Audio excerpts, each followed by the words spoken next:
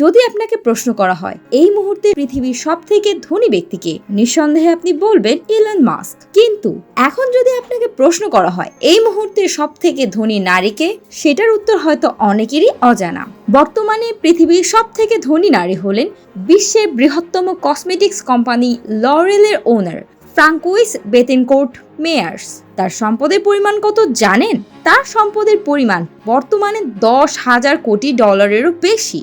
International কিছু news পোর্টালে বিশ্বের ধনীতম নারী হিসেবে জায়গা করে নিয়েছেন তিনি। রিসেন্টলি তার সম্পদের পরিমাণ 10,100 কোটি ডলারে পৌঁছেছে।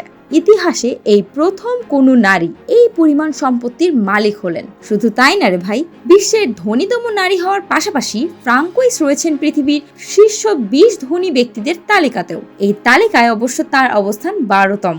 ফ্রান্সের লরেল বিশ্বের বৃহত্তম প্রসাধনী সামগ্রীর প্রস্তুতকারী কোম্পানি।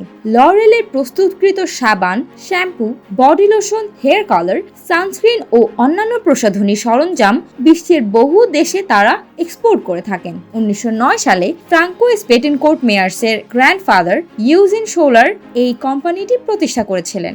ফ্রাঙ্কোইস এবং তার পরিবারের সদস্যরা এই কোম্পানির সবচেয়ে বড় শেয়ার হোল্ডার। কোম্পানির 35% শেয়ারের মালিক তারা। কোম্পানির শেয়ারের পাশাপাশি কয়েকটি বিলাসবহুল বাসভবন, বলতে গেলে প্রাসাদও রয়েছে ফ্রাঙ্কোইসের। সেগুলো তিনি তার মা লিলিয়ান বেটেনকোর্টের কাছ থেকে উত্তরাধিকার সূত্রে পেয়েছেন। 2017 সালে মারা যান তার মা লিলিয়ান বেটেনকোর্ট। বেঁচে থাকা অবস্থায় অবশ্য সম্পত্তি নিয়ে মা ও মেয়ের মধ্যে দ্বন্দ্ব ছিল। বিশ্বের সবচেয়ে ধনী এই নারী ব্যক্তিগত জীবনে বেশ সার্ভাইভ। বেশিরভাগ সময় বাড়িতেই থাকেন তিনি।